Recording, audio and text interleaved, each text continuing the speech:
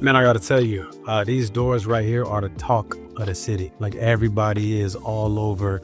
You know, obviously they love all the windows in the whole house, but these doors specifically, like when them things open up and we get that nice drone shot, they're like, oh my God, for sure. I'm really excited.